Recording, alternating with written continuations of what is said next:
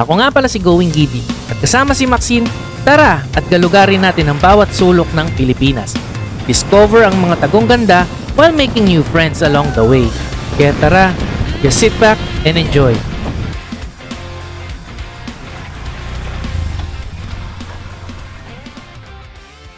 Tangina mo Google, ba't mo dinala sa sementeryo? Sementeryo itong dinadala natin. Tangina mo Google. Google, bakit?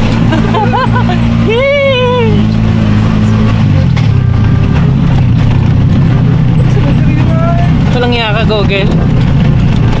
Hep hep, bakit nga ba kami nakarating sa lugar na ito? Konting backstory. Plano namin ni Jerry lumuwas sa Maynila para kunin si Tri-City. Ngunit, hapon na kami nakalis ng Batangas City. Pwede naman kaming dumaan sa Manila South Road ngunit saksakan ng traffic sa area na yon. Kaya, napagpasyahan na sa back road kami dumaan, which is the other side of Laguna de Bay. Medyo matagal ko na ring huli na daanan ng Laguna Loop. That was before the pandemic, tapos si Tri-City pa ang gamit ko nun, kasama ko nun si Mako. Gusto ko masubukan dumaan dito ng gabi naman. Mas malayo nga lang ang biyahe but I'm hoping na much better ang sasapitin namin sa adventure na ito. Alright guys, tayo na traffic dito sa Lipa.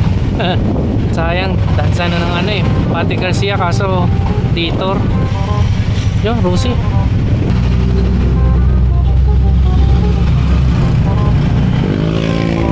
Grabe ang traffic.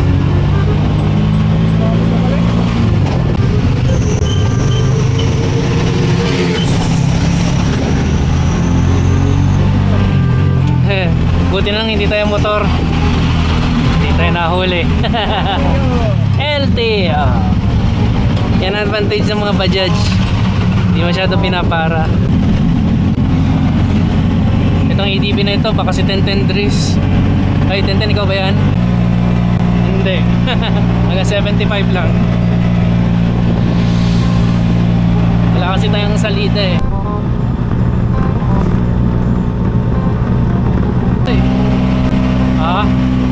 Ah, 80 na 80. May tunod na makina pag 80 na Parang alam mong nasa limit na. Alright, SM San Pablo. Buti walang traffic. Ha?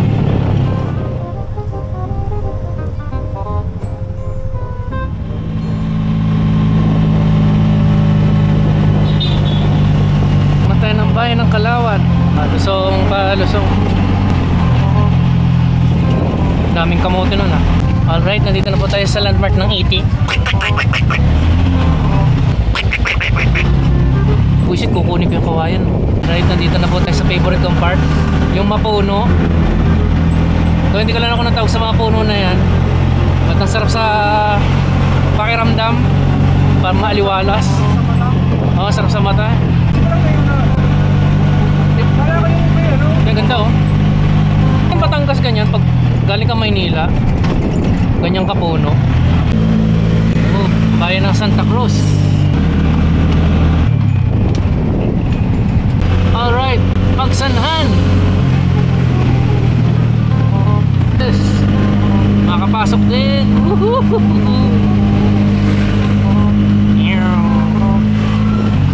Babaw ng kaligayahan ko. Magsanhan.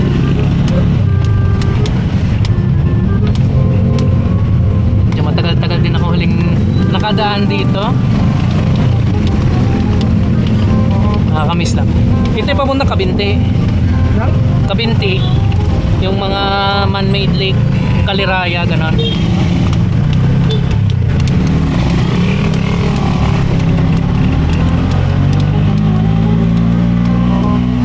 Alright, welcome sa bayan ng Lumban. Yeah. Shoutout kay Israel Ravi. Ay! Ayun, uno. Pagkasa tayo. Right, pakarga ulit tayo. 200. Regular lang. Bali, nakaka 400 na tayo. Let's go.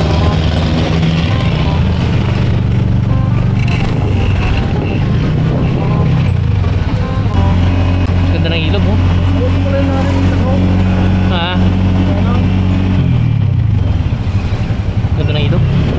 Dahil Rabi. Po. Yan. Emmanuel Dental Center. Woohoo! Ito po, yun o, Lumban. Sikat na landmark dito. Diyan mo naman ang view oh. Woo! Ganda ng view. Mahirap lang nagda-drive. Kawawa. Hindi, talagang ganyan. Come sa bayan ng Paere.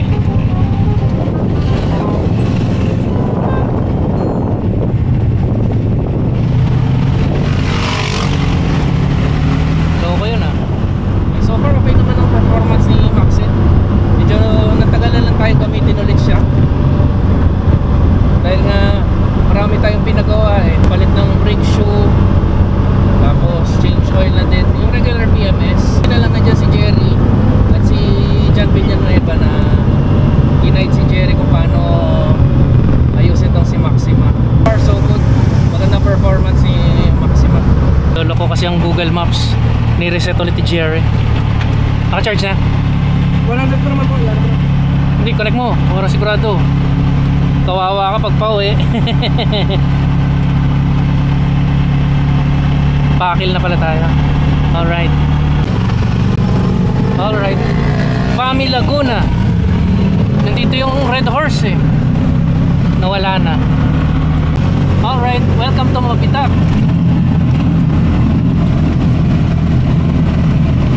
Yeah. Kanina pa kaming puros toistis. Tamad na ako. Walang katapusan. Yeah. So pag matagal-tagal mo din nadadrive tong si Maximo, medyo nakapapa ulit. Kasi napansin ko nag-iba yung temperament niya, nakadepende sa driver. Parang nangingilala siya. Nag-iba yung takbo niya. Kasi ako pag ako nag-drive, hataw na hataw. Si Jerry medyo mabait mag-drive yun eh, banayad lang. Kaya nag-iiba yung driving characteristics nito eh. Ay, finally, natapos din ang mga zigzag. Yung may uno pala dito. Mura pa, 53. Pero may mga in-upgrade pa tayo dito sa sakyan nito. Gaya ng headlight, pinalakas na natin. Dagdag tayo ng mga auxiliary lights. Ayan, dilim-dilim.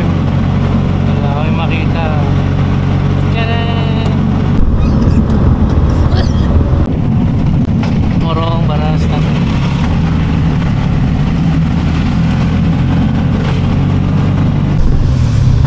So tagal ko nang dinadrive tong si Maxima. Anong ideal na apparel or damit na susuotin para comfortable? Number 1, balaklava. Kasi sa mga long rides, puro alikabok. Pagbaba mo, maitim na yung mukha mo sa gabo patusok. So napakalaga na itong balaklava. Alright, nandito na tayo sa yan, marker ng Pililya. Yan. Bali, papasok na tayong Baras. Yeah. Tanay proper, Sampalo, Morong. Sunod eh ano, chest bag. Magandang chest bag sa ganito para at least eh mga cellphone, gadgets or mga lisensya madaling bugutin. Ang ina mo Google, ba't mo dinala sa sementeryo? Sementeryo itong dinadala natin. Ina mo Google. Google, bakit?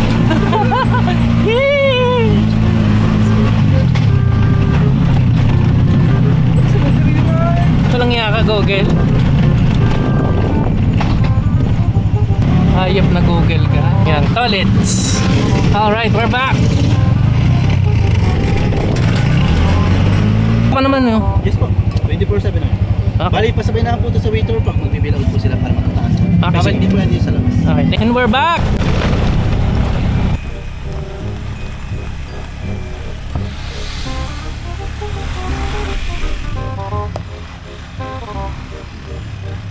Alright, dito na si Bajaj. And we're back sa mga Antila. Ganda nga pala dito. May maliwanag. Taray. Alright, kubo. Saan? Ay, CR tayo para pwede magugas ako. Paglabas po kayo. Hindi ko na kayo pwede hawakan.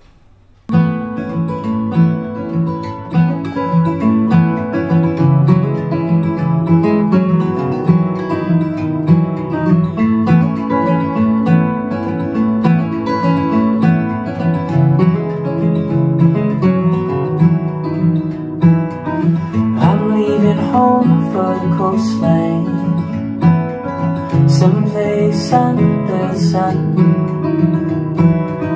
I feel my heart for the first time. 'Cause now I'm moving on, yeah, I'm moving on. And there's a place that I dreamed of, where I can free my mind. I hear the sounds of the season and lose all sense of time. Mga daga.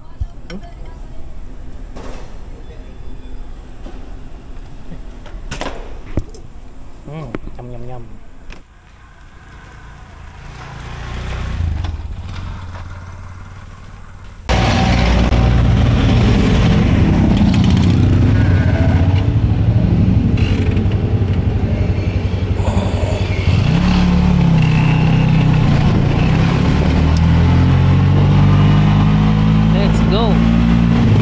Alright, nasa bayan na tayo ng Baras.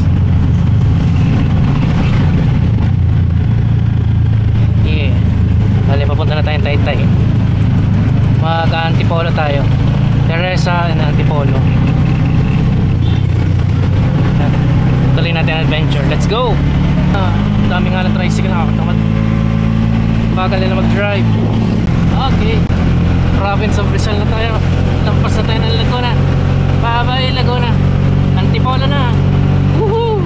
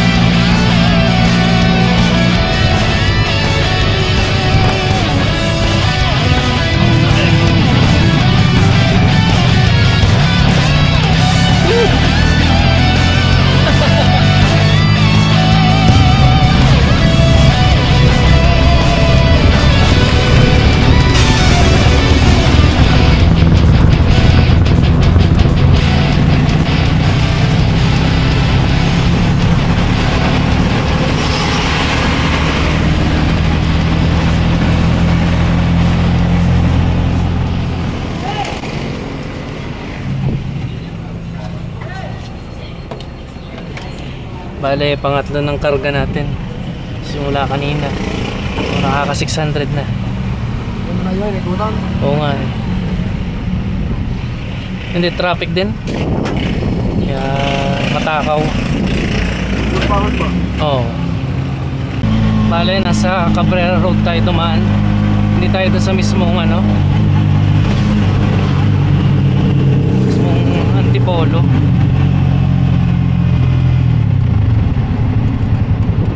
Ang ganda ng view dito, Metro Manila.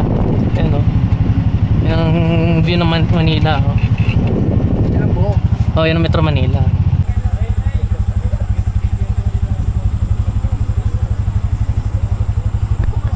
Stop over muna tayo. Tingin lang ng view ng Maynila. Ganda eh, ganda ng view. Alright. Pupunta na tayo ng C6 Highway 2000. Nakakapagod din ang biyahe ito ah. So ay 2 oras o 3 hours pa tayong biyahe bago makarating ng Batangas ulit.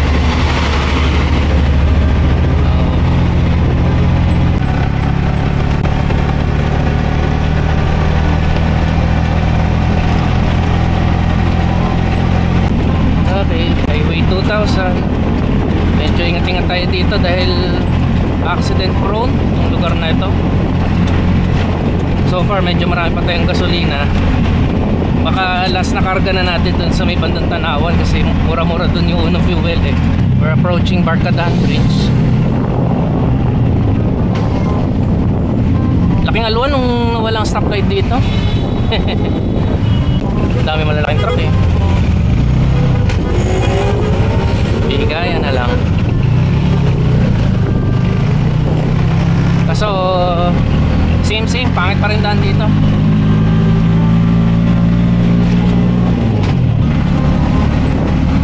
Ganda ng view ng Manila dito.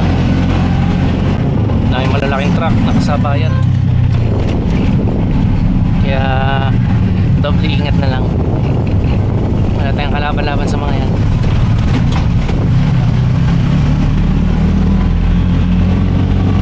Marami din tayong kasabayang mga nagmomotor, mga magpupunta ng Batangas.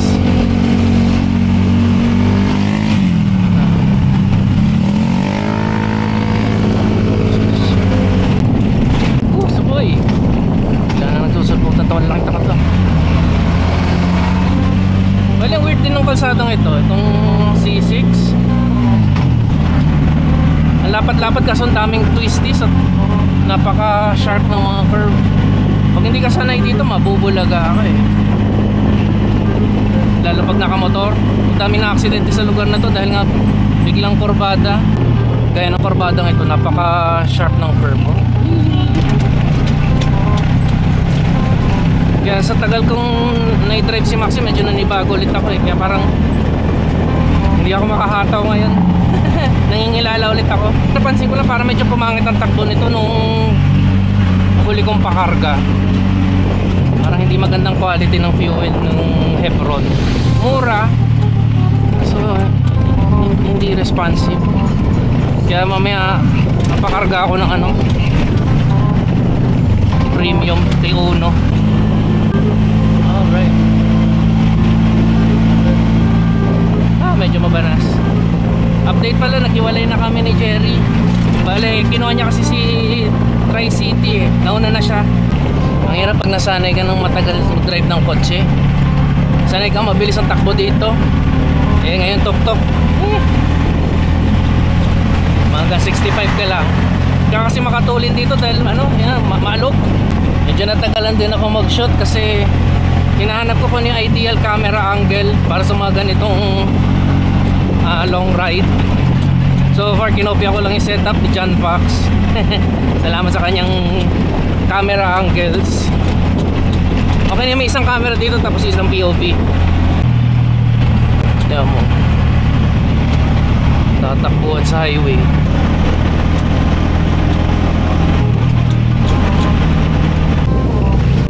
Alright, nandito tayo sa Bikotan. Yung stoplight na napakatagal. Intersection ng traffic.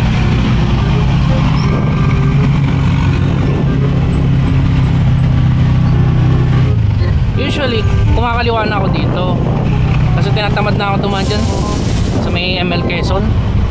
Didiretso tayo. Doon tayo sa West Service Road. Hayop na truck na yun, nakatotok sa akin yung exhaust kanina. Ang init. Woo!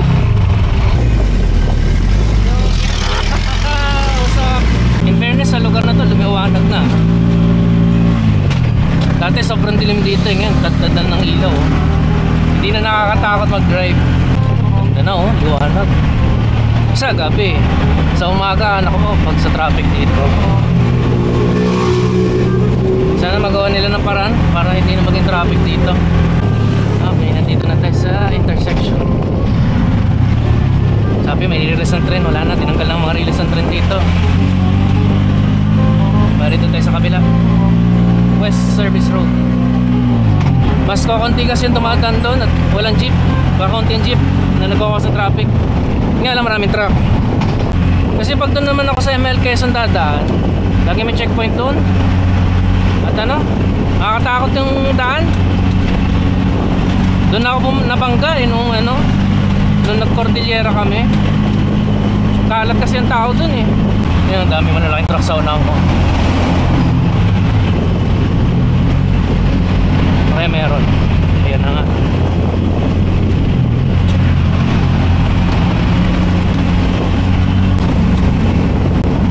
Bagal lang ang pacing natin ngayon dahil nga ng mga malalaking truck. Downside lang ng ganito, pansin ko mas matakaw sa fuel si Maxima.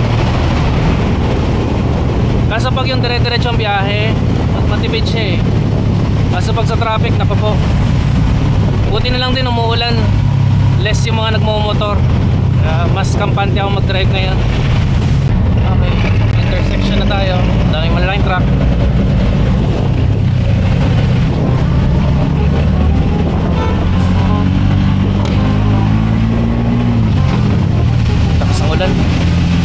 Okay lang yan, mabanas nga lang. Honestly, pinaka-favorite kong pagdadrive nakasama si Maxine yung ganitong umuulan eh. Kasi hindi ako nababasa, unlike na sa motor. Opo, dito wala eh, no? Dry na dry. Masaya, masarap ang feeling pag naulan, magdadrive. Kahit sa kotse hindi ganyan eh. Dito ayos eh, na-enjoy mo. Ang importanteng upgrade dito kay Maxima pala yung windshield wiper. Oo, kailangan yung maganda na yung bilhin nyo. At Rain-X para hindi dumikit yung water droplets. Dali, dali. Maikli lang na stoplight ito.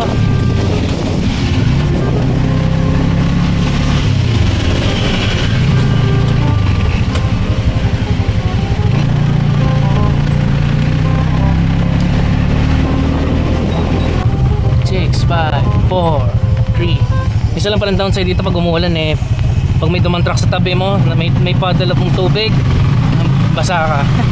Natilamsikan na ako one time eh. Okay, approaching na tayo ng Viaduct, Muntinlupa Viaduct.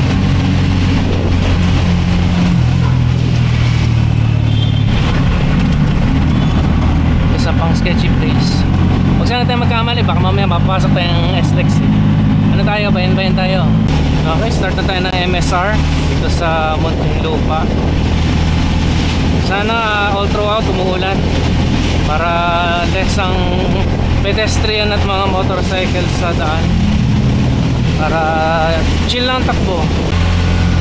Siguro isang request ko lang dito kay Maxima, sana magkaroon sila ng parang port dito or vent sa may harapan, para mga sinaunang owner type jeep na para yung hangin sa labas ay pumasok dito.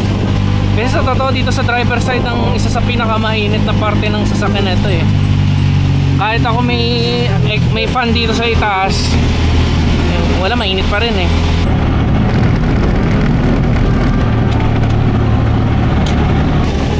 San Pedro, Laguna. Yung attraction dito yung mapuno eh, oh. Ganda eh, maliwanag. Muna tayo ng navigation, Waze naman. Pintik yung Google eh, pahamak eh. Makaidaan na naman ako sa sementeryo. At totoo, medyo nahirapan din ako gumawa ng content na mga ganitong tuk-tuk adventure eh. May anak na kasi ako eh. Stoplight na mahaba naman. Tagal-tagal nito. Saan na ba tayo?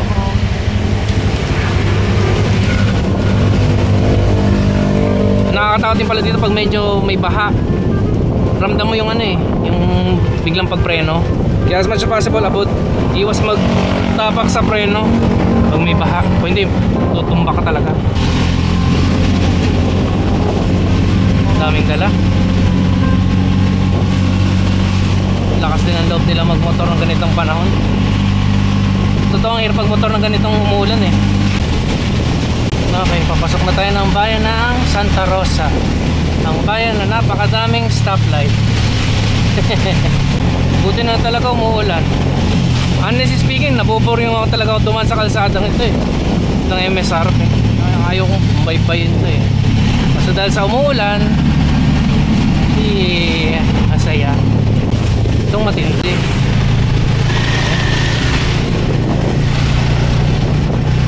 Walang helmet, walang jacket. Yung helmet hindi pa standard. Ito na yung pinaka-boring na part. Yan si Masa Santa Rosa hanggang Calamba. Yung may turbina, ang boring. Stoplight na naman. Sunod-sunod na. Hindi pa synchronize. Pagkago ko dito, stop doon sa kabila. Ay! Patak na naman ang ulan sa bubong ni Maxi. Ito yung twilight zone. Pag hindi ka ready, yan, mababangga mo yung island na yan. Walang reflector eh. Pinuhin mo silaw ka na nga dun sa LED board. Tapos biglang sasalubong sa'yo, biglang dilim. Hanggang madalikado yung mga ganyan. Ano ba itong motor na ito? May payong. Wala pang ilaw. Delicates. Yeah! Ipit ng mga truck. Lalaki ng mga truck dito. Lalo na doon sa may area ng turbina. Naku po, daming truck doon. Ito na yung sharp curve. Ibig sabihin, papalapit ka na ng Calamba. Yeah. Kaya ako ng gulo. Joke.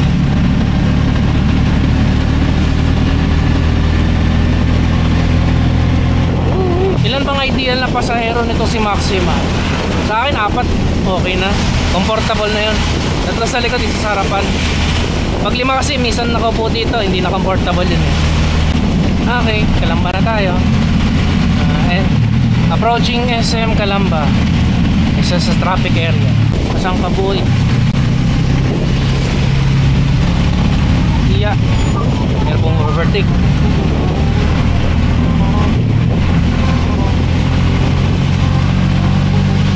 Natotoo kasi mas madali mag-overtake dito sa kanan kahit bawal eh. Para sa tok-tok ha, sa kotse hindi, mahirap. Motor lalo, delikado. Tok-tok, go.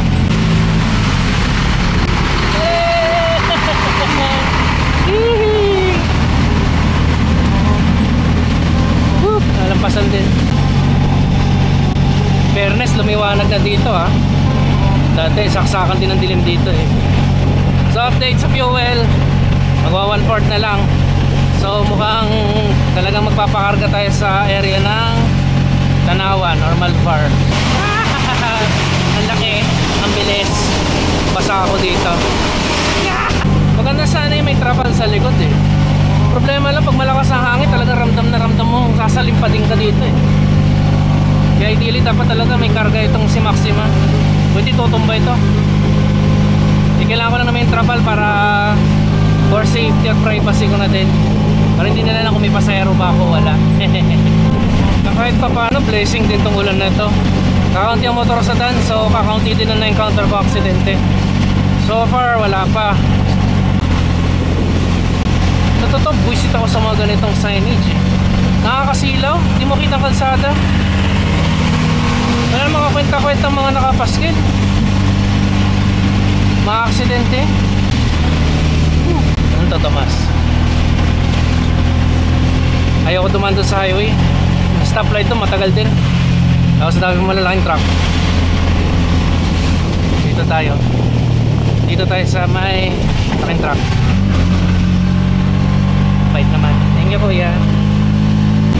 Lawak din ang coverage ang ulan na to ah. Kanina pa sa Taytay ang ulan eh. Dito ulan din.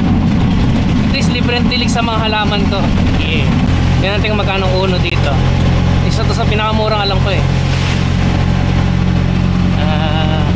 49 lang oh. 49. Isa palang request ko dito kay Bajaj, sana lagyan nila ng gear indicator. Ayun, kahit dito sa may instrument panel, para at least alam mo kung anong gear. Sabihin natin meron nga dito sa shifter. Kasi pag madilim hindi mo naman makita din. Siguro 50 mas malapis.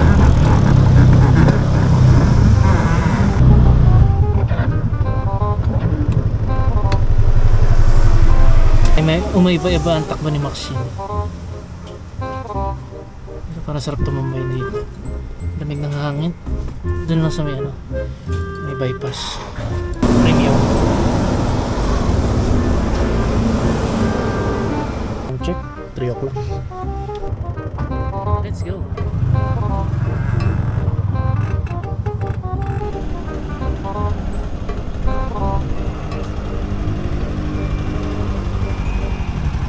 Ayan ang headlight. So may parang kilo. So yung mini driving light.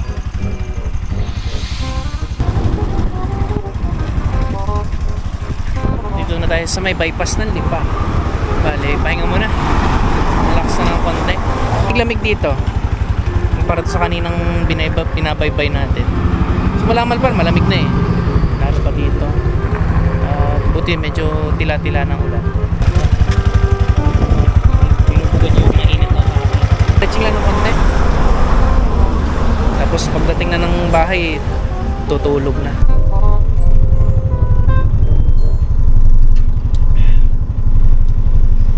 Sarap tumambay dito. Okay, let's go! Siguro din natin nakababa ang handbrake. Kung hindi mangangamoy na naman.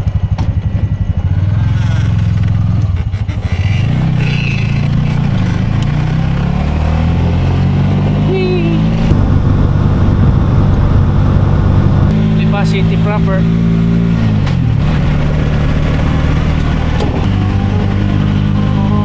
Hindi na tayo sa Ayala. Isa pang accident prone na highway. Dahil sa makakita ng mga banggaan dito ng mga motor, may pulis. May pulis. Ayaw mo ba ba ang highway mo ha? Silawan tayo. Tambo exit na tayo. Isa pang traffic area. Kaya masarap talagang bumaya ng gabi dito. Okay, panay-panay na tayo. Favorite kong part. Malapat kasi ang kalsada dito. Tapos may panayod na twisties. Dito ako nakakapag top speed. Kaso baka hindi ngayon. Kasi pasang kalsada eh. Baka dumulos ako. Iya kan tuh.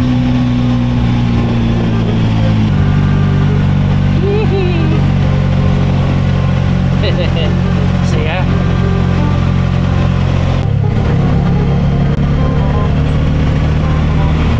Sana sih.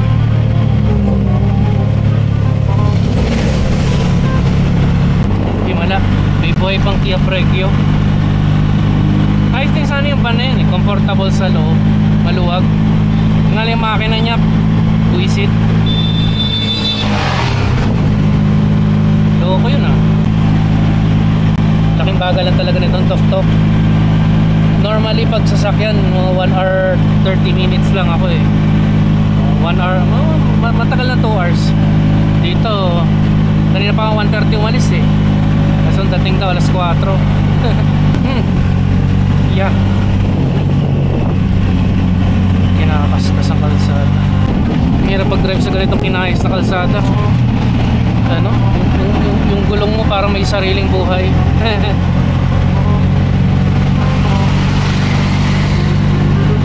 Dangerous curve sa pinakamadilim na parte ng Batangas. Buti may street light na. But banda doon, madilim pa rin eh. Nakamakita. Tcharan! Saan ba itong tangang? Hindi naman dito likuan.